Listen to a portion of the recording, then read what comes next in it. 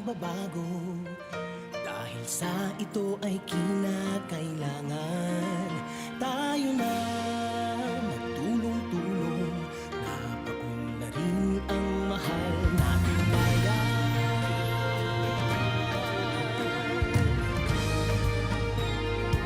Once again, the President of the Republic of the Philippines, His Excellency Ferdinand R. Marcos Jr. Mga dapat ayusin, dapat na maging tungkulin ng bawat mamamayan dito sa atin. Gawin ng pagbabago patungo sa pag-asenso. Magsikap ng mabuti at nang kuminhawa tayo. Itagong malaki natin sa mundo at ipamalas ang bagong Pilipino at bagong Pilipinas.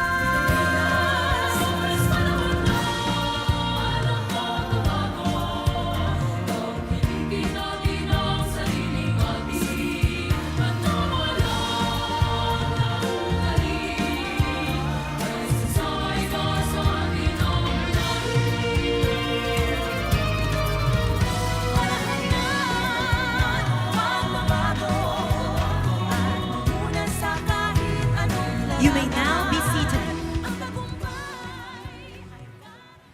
Good afternoon, everyone.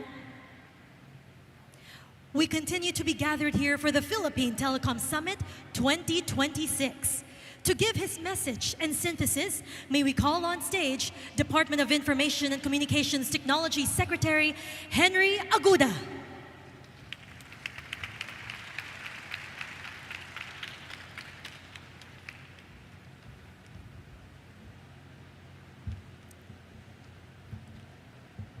His Excellency, President Ferdinand R. Marcos Jr., our distinguished guests, partners from the telecommunications industry, leaders from business and investment community, fellow public servants, friends, and mga kababayan, magandang good afternoon po sa ating lahat. Shout out na rin po dun sa dalawang robot sa labas kanina. We are here today not just to talk about towers, fiber, or internet speed. We are here for the Filipinos. This Telco Summit is about making sure every barangay, every school, every household, and every workplace is connected because connectivity opens doors. From our discussions earlier, we can see the bigger picture. Konektadong Pinoy and the National Digital Connectivity Plan. It's not just technology. It's about students who can learn online, parents who can earn from home, and small businesses that can grow kahit nasa malalayong lugar. Skills and training and jobs. The internet is a bridge. Kapag may koneksyon, may access, training. Kapag may training, may chance sa trabaho kahit na saang isla o probinsya. Digital jobs and opportunities. One simple idea, from signal to sweldo. Kapag maayos ang internet, ang trabaho ang lalapit sa Pilipino.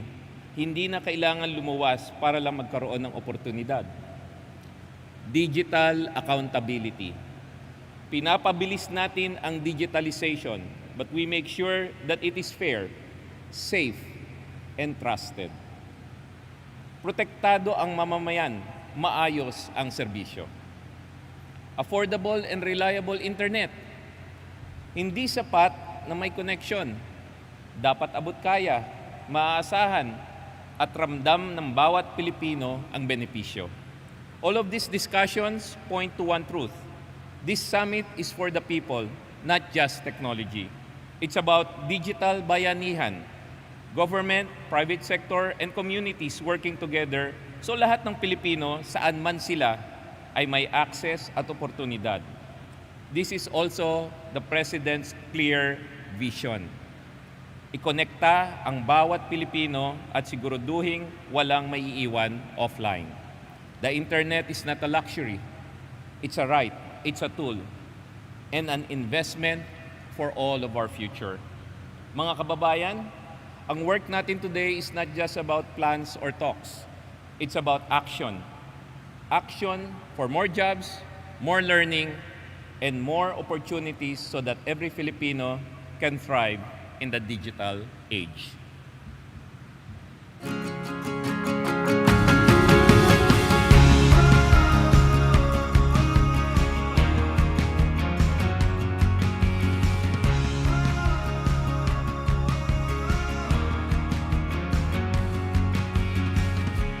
Isang maligayang pagbati sa lahat ng Pilipino na naririto upang makidalo sa ating Philippine Telecom Summit 2026. This year's theme, One Platform, One Agenda, could not be more timely or resonant.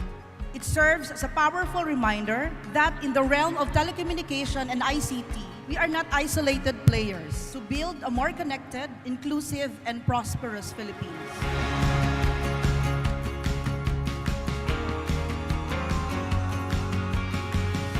Connectivity is no longer just a tech issue. It is an economic issue. Kung gusto nating umangat ang Pilipinas, kailangan munang umangat ang ating koneksyon. Today, I am proud to say that these ideas are no longer just a part of our rhetoric. They are now firmly embedded in our national priorities.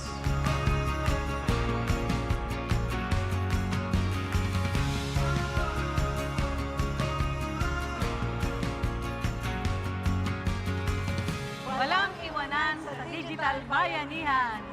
Walang iwanan sa digital bayanihan. Walang iwanan sa digital bayanihan. Digital connectivity is a national priority. It must be fast, it must be affordable, it must be reliable, at higit sa lahat, it must be inclusive. Gusto nating mag-democratize ng access to infrastructure. Kasi ang access sa internet, nakakabit siya sa availability ng infrastructure. In 2026, the Philippine government is making a clear statement. Digital inclusion, digital trust, and digital competitiveness matter. Ang tunay na digital glow up ay structural, pangmatagalan at ramdam ng bawat Pilipino sa bawat sulok ng bansa.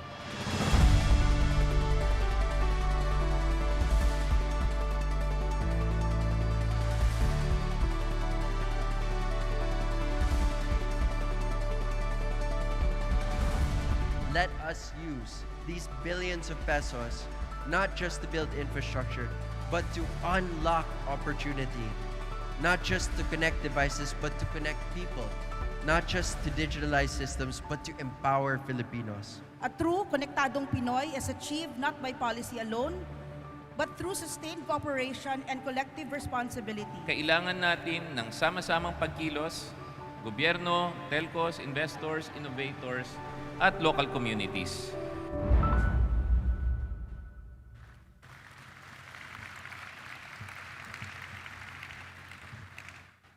Ladies and gentlemen, the President of the Republic of the Philippines, His Excellency Ferdinand R. Marcos Jr.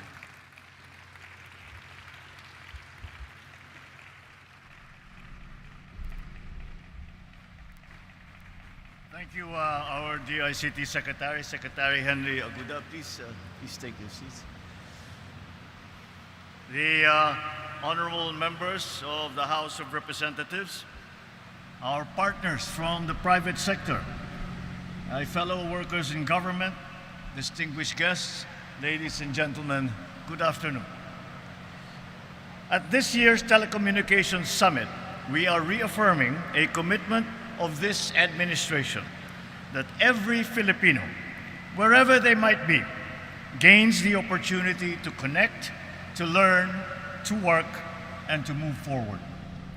Last year, the Philippine telecommunications sector was valued at more than $6 billion. More importantly than that figure is what it represents: years of investment, progressive reform, and a clear belief that digital access can uplift lives.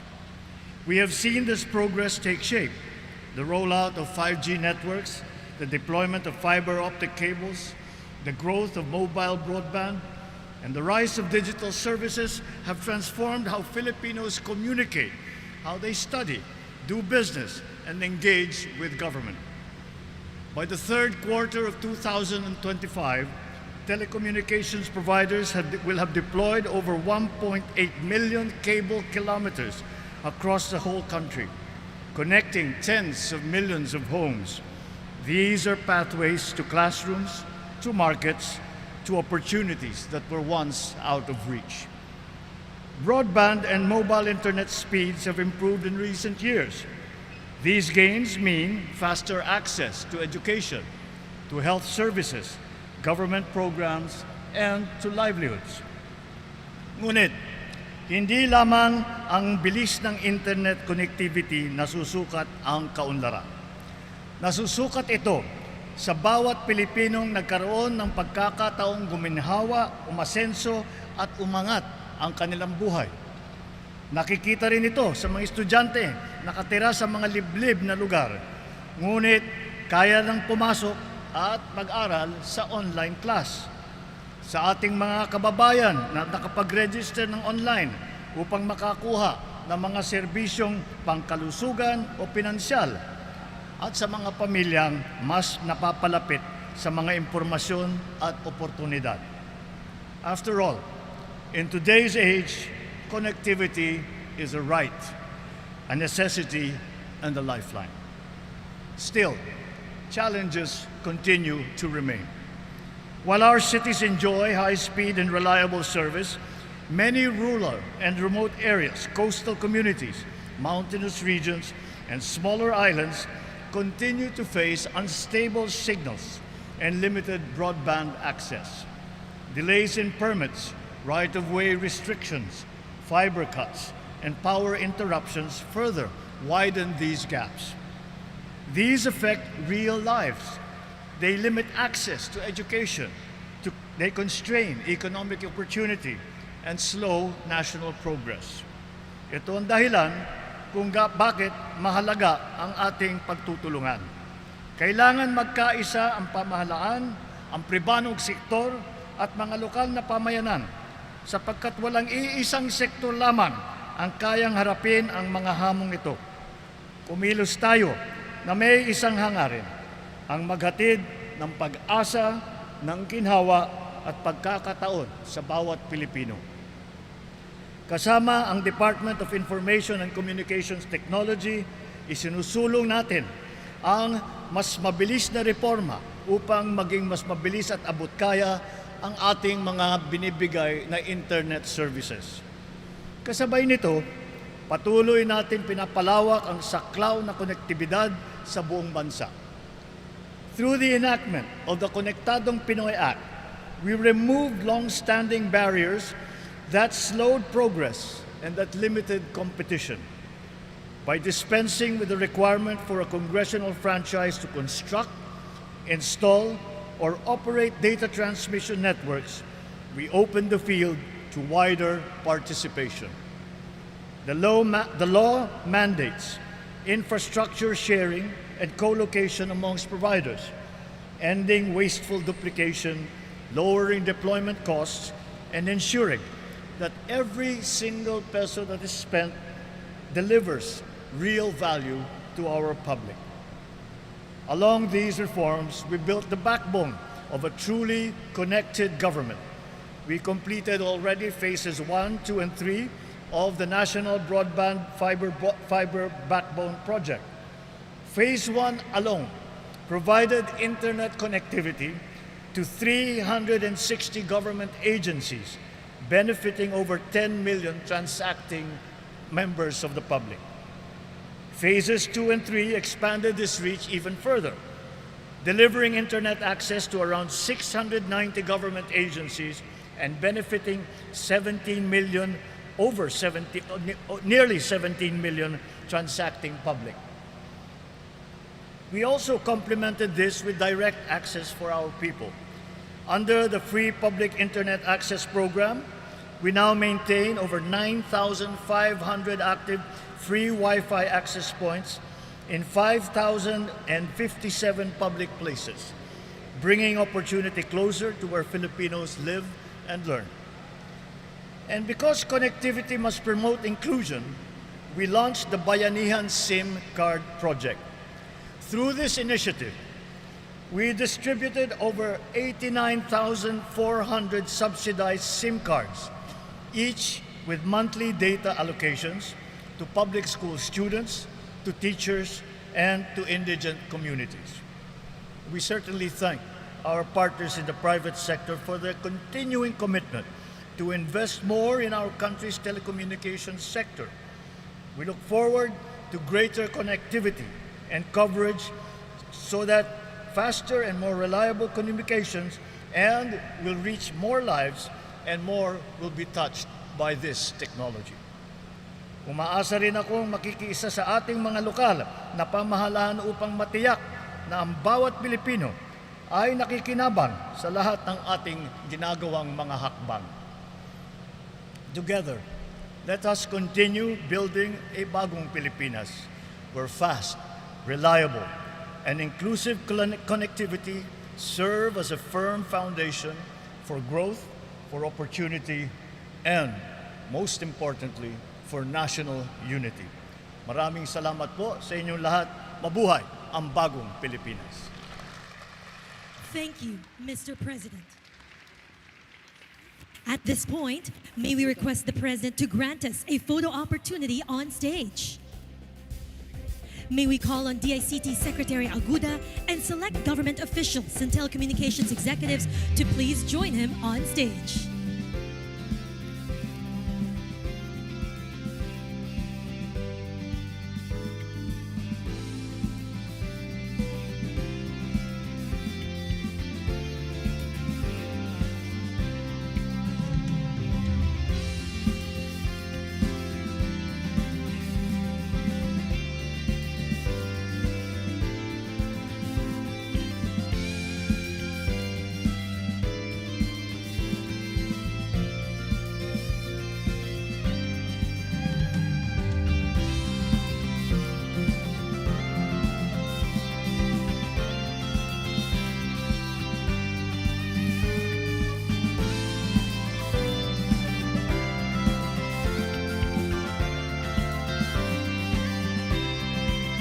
Thank you very much. Please exit to your right. And that ends our photo opportunity. Thank you once again, Mr. President.